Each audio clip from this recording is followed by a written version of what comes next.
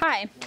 Thank you for coming today. I'm glad we're doing food violations after lunch instead of before, so I don't turn anyone's stomach. So my objective here today is kind of twofold. I worked on this project, and I'm presenting it as that project, but also I'm a novice data science practitioner, and so I'm presenting this project as also a way to show other novice data science practitioners a framework for approaching these problems. So in that respect, how many people here have worked on one data science project? How many people have worked on at least 3 data science projects? How many people have worked on 5 or more data science projects? Okay, you guys are going to answer all my questions at the end then. So I am a recovering consultant, I like to say. I worked in computer forensics and electronic discovery for a long number of years and decided about a year ago to make a career switch into data science. I have been using Python for about a year. I did do an undergrad in computer science, but didn't have much call for programming after school, so I'm just getting back into it. I am currently the teaching assistant at Georgetown in the School of Continuing Studies in the Data Science program. I've also completed a data science boot camp, and I'm affiliated with District Data Labs, where I'm working in the research lab on entity resolution this term. I also do not have a PhD, which is, I feel, kind of makes me an outlier in some of these things, because it's like every other person you talk to has a PhD or is going for their PhD or is coming from a different discipline with a PhD to do this type of work. So I am definitely here in front of you as a novice to help facilitate other novices launching into data science. So then why am I here if I don't have any of those big credentials backing me up? Well, because I wrote the proposal, obviously. But I wrote the proposal because I do work with a community of people who are very supportive. I started working in switching to data science about the time when Women Data Scientists DC started. So I had that community initially. Through my work at Georgetown, I've met a lot of the people from District Data Labs and have built up that community too. So even though I have a limited experience, I want to show other people out there with limited experience that there is still a lot that you can do. And then this project. So this project I worked on as a capstone for my boot camp program. I worked with one other person in my cohort to complete it. I got the idea for the project by networking through Code4DC. If anybody's familiar with Open Data Nation, they've worked on replicating this project quite a bit. So the director of Open Data Nation worked with me to help give me some guidance in how to do this. So the idea of the project is to replicate a food inspection forecasting system that Chicago created about 2 years ago and made open source. Their project was in R. They had the involvement of the city when they worked on it. Open Data Nation then replicated it for Montgomery County, again with the involvement of the local government entities. This project that I'm doing uses that as a launching point and then works in Python. Also, it's a prototype at this point. We didn't have any involvement from the city of DC on working on it. So there's a lot of domain expertise, I think, that they could probably bring to the table that we don't have at this point. So in approaching the problem, I started at the data science pipeline. If you've been working in data science, this is probably very familiar to you. You get some data, you ingest it, you wrangle it, you do some computations, visualizations, boom, you have a report. But in reality, things end up more like this. You have a report, it might not be what you want, you start over looking at your data, you get to some wrangling and realize you might have to ingest some other things, and you go through the program, the pipeline again. But first, of course, we need to start with our question. What question do we want the data to answer? So here we have our classic hypothesis. So the hypothesis in this case is that we can use machine learning to predict when a critical violation is likely to occur at a restaurant and prioritize those inspections so the violations can be caught sooner and mitigate foodborne illness outbreaks and most effectively deploy limited resources that government entities have. In DC, there's about 22 inspectors in the Department of Health, and there's over 5,500 food establishments that they keep track of. At this point, because I have not worked with them, I don't know what their prioritization scheme is. Typically, from what we know, is if a restaurant is assigned a higher risk category, it gets inspected more often, and there's some kind of scheduling to it. This project, I should also say, works strictly with routine inspections. This does not work with inspections that were predicated by complaints or any of the other numerous things that trigger a DC inspection, such as a change of ownership, construction near your establishment, or anything along those lines. So where do we start? With the data, of course. So we have three things we need to look at. An instance, which is the thing that we are looking at. Typically, it's a noun of some sort. It has a lot of features, which is the data that describes it, and then a prediction. So what's our outcome? In this case, the instance is a restaurant inspection. It has a lot of features in and of itself. So when you have a restaurant inspection, you know what kind of violations there are, you know where the establishment was, you know who inspected it, which can be a very important predictor of outcome. But there's also a lot of things that go into the environment surrounding a restaurant inspection. So for example, is there a lot of crime in that area or non-emergency service requests, which might indicate a neighborhood is deteriorating or has infrastructure issues? What was the weather like prior to that inspection? Chicago found that heat definitely increases the chance of a critical violation because your refrigeration units and things like that start working a lot harder.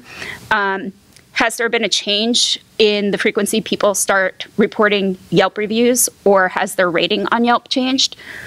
Does the building have age issues? Does the establishment serve alcohol? So based on prior domain expertise in this situation, we know there's a lot of things that can affect what else might predict the outcome.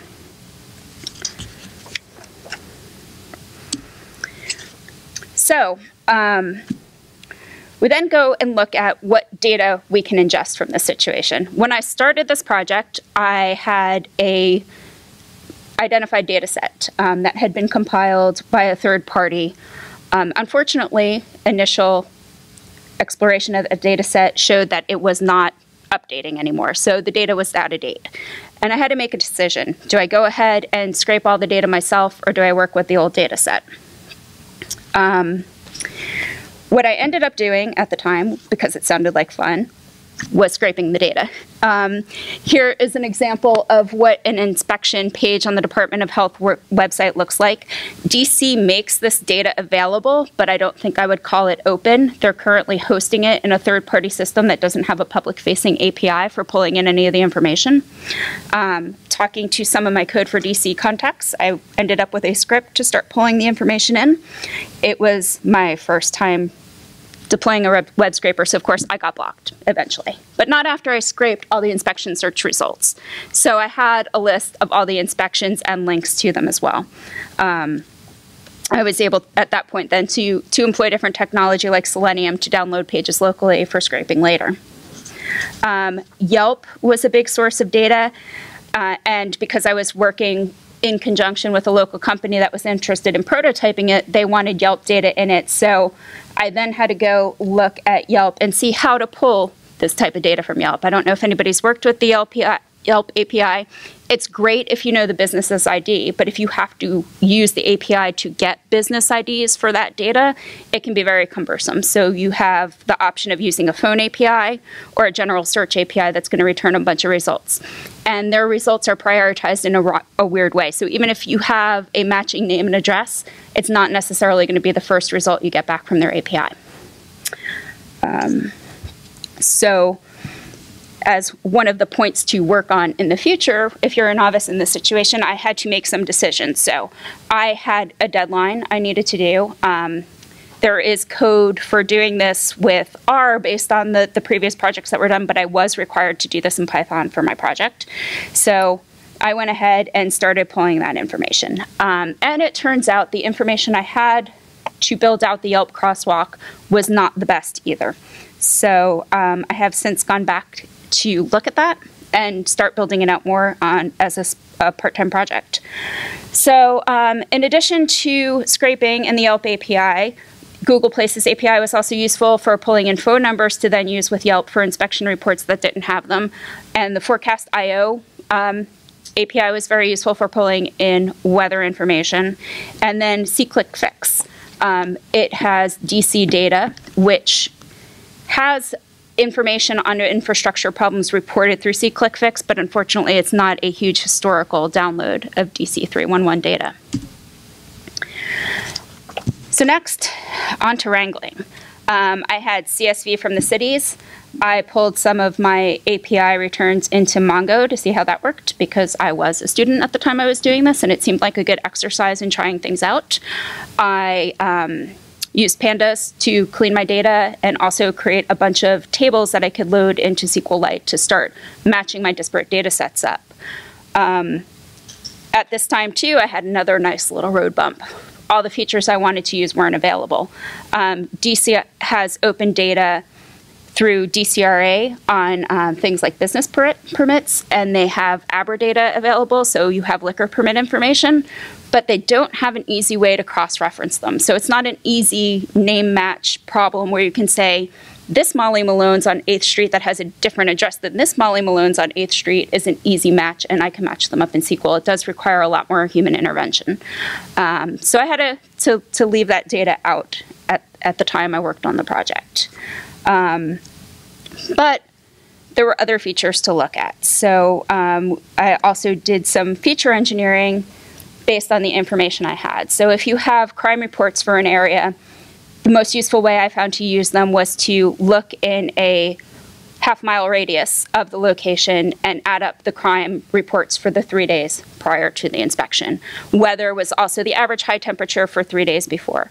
So using Python, I was able to write scripts that did a lot of this. I was worried that wouldn't show up very well. So 80% of my time led me to this huge data set with these instances. That is not all the categories I had available to me, because I also used the Yelp category for a restaurant. One thing found predictive in Montgomery County was sometimes the category of a restaurant could be predictive on whether or not they were likely to have violations. Luckily, 80% of data science is ingestion and wrangling, because that's the 80% I enjoy the most. So once we got all this data together, the next question became, which model do we try? Well, if you're new to this, why not try all of them? Because scikit-learn makes it really easy for you to do that. I started out without using a pipeline on this project. Pipelines kind of clicked for me a little bit later. So the first try, we went through and ran a whole bunch of models and looked at our output scores. Later went back in and looked at building a pipeline to do a little bit more uniform feature selection. So I did use custom transformers in my pipeline. If you are new to Python and new to data science, object-oriented programming is definitely useful for cases like this. I think my moment on understanding how powerful pipelines could be was when I was able to incorporate some object-oriented programming. So here we have a pipeline that goes through and takes a certain set of features and processes them with standard scalar. It takes another set of features and uses one hot encoder, and then has some other features that don't get any encoding at all. I built 2 different pipeline models, one to use select from model to do some feature selection, and one without. And this comes the fun part. This is my best visualization. I'm sorry. I am not big into the visualizations. So after all that work, the best I could do was coin flip. My model at this time is no better than a coin flip. On the test data, or the training data, it was definitely a little bit better. There was, the area under the ROC curve was 0.56. On some of the other tests we tried, we got some better scores. So here comes a lot of the problems in doing a project like this without domain expertise or buy-in from the people you're doing it for. One of the very early things we noticed with the project is that we had a huge class imbalance issue. There's a talk on class imbalance this weekend that I will be going to because of this. Only 6% of our restaurants never had a critical violation. 6% of our restaurant inspection reports never showed a critical violation. Based on prior work that had been done it's known that generally in a pass-fail situation, 20 to 30% of the restaurants will fail and the rest will pass. So that definitely did not help the situation. Basically, we end up always predicting a critical violation at this point. If we start balancing it out a little bit and hit like a 75-25 split, we can say 75% of the restaurants have less than 4 violations, where 25% have 4 or more, and we get slightly better scores working on that. So after all that, it was not lost, though, because one of the things you can do with your model is have it put confidence scores on the predictions.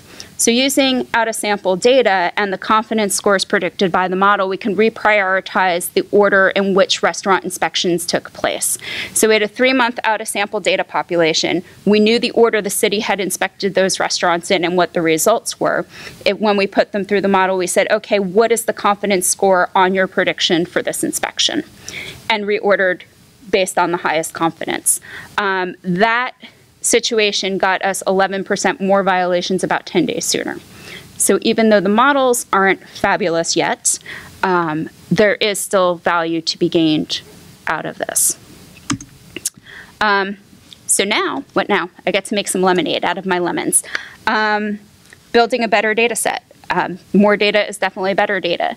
Using the presumption that we were going in that we had to match up Yelp data with our instance, we had a data set of about 1,400 samples, which is okay, but isn't the best. It could be better.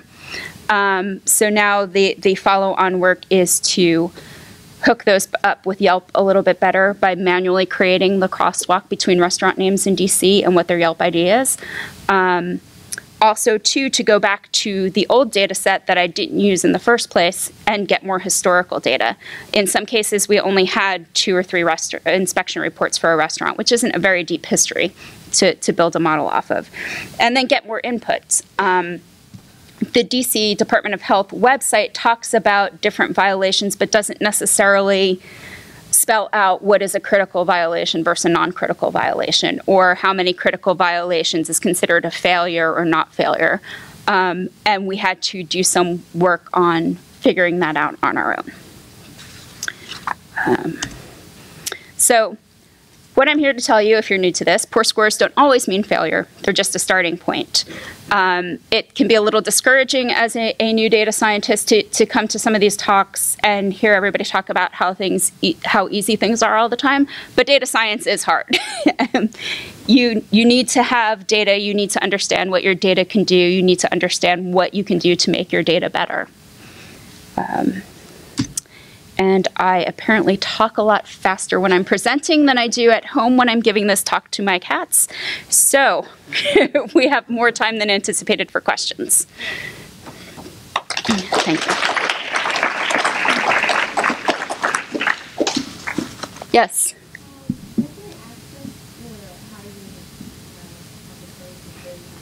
Sure. So the question was, where is the code? My GitHub username is right here. If you go on there, there is ND1 on GitHub. There is a repository there, and there is also in the documentation there a link to Chicago's original project on what they did. So if you are an R person, I won't hold it against you. You can talk to me if you're Pi curious, and we'll work that out. But the data is there to work on it in R as well. So you could also just take a data set that conforms to what Chicago did and kind of run through that as is.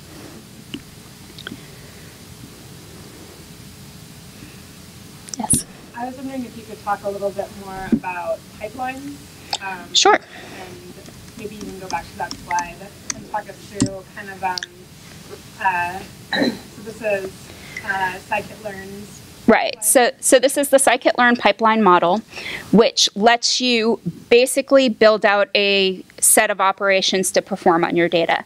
So it eliminates the variability that you might have if you are working with something like getDummies and pandas to blow out some of your variables. It will make sure that things get processed the same way each time you run through the data. What this one does first is a feature union, which goes through and takes a set of columns that I've defined and puts them through the different encoding methods. So we have standard scalar to get our data more uniform. We have one hot encoder, which deals with the Yelp categories and making them sort of dummy variables like you would do in Pandas. So if a restaurant can have more than one category on Yelp, it can be American and Fusion. So you would have a whole bunch of features now that say American, Fusion, and a 1 or 0 to indicate whether that's there or not. This pipeline uses a select from model for feature selection too. So what that allows you to do is use any of the scikit-learn estimators that have certain characteristics to look at reducing your feature set. Once the Yelp data categories get added into this feature set, it expands out to over 200 features, which is a bit much to deal with. And some features are, of course, more predictive than others. And then it takes that final output data set and runs it through the estimator to try this out. So using this kind of setup, you can then just write a Python script that calls your function and passes these select from model and model estimator items as variables. So you can try tens of combinations in a short amount of time with very little work. This was built out as a function in Python, and then it's just a one-line, here we go, call it. From there, you can take your scores back to and compile them to a data frame that you can use for comparison purposes. So you can look at how each model's F1 score is in precision, accuracy, and area under the curve to compare your information. The estimators I used were all classifiers. Chicago originally ran this project as a linear regression, so they're actually, in their case, predicting the probability of a violation, where this model that I put together is predicting a yes or no. Yes? I wonder if you could explain more. You said like you were evaluating the model in terms of how many days in advance. Sure. So what we did on this project when we built the data out is we came up with our complete data set and then took the last 3 full months of data we had and set that aside. So the model was only trained on the data minus those 3 months.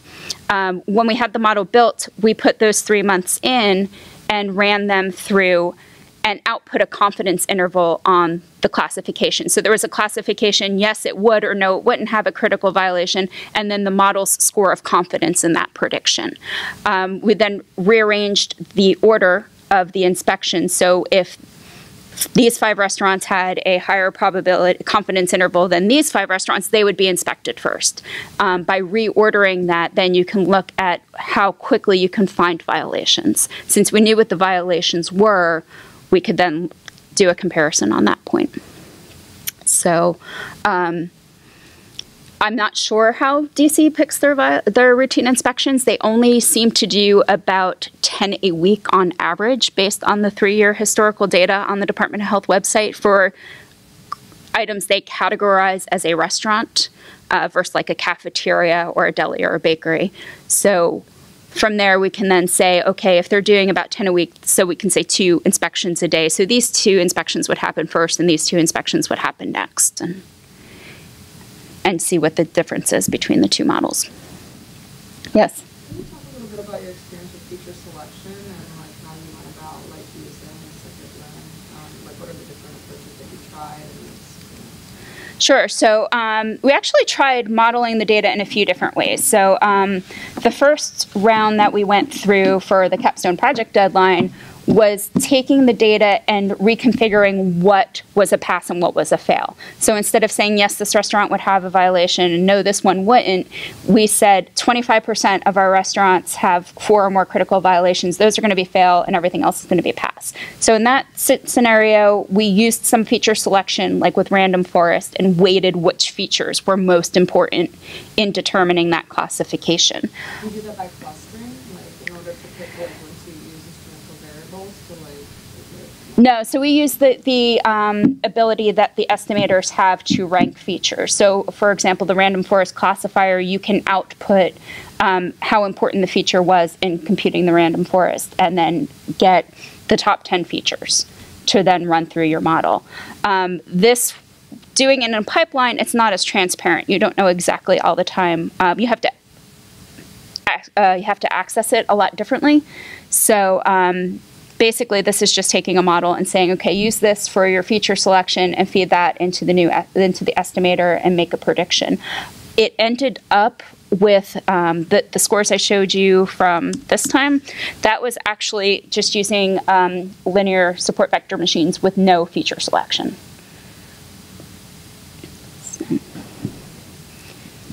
But if you kind of use this methodology, you can actually output just like a CSV at the end that says, I use this estimator, I use this for select from model, if anything, and then where those scores end up.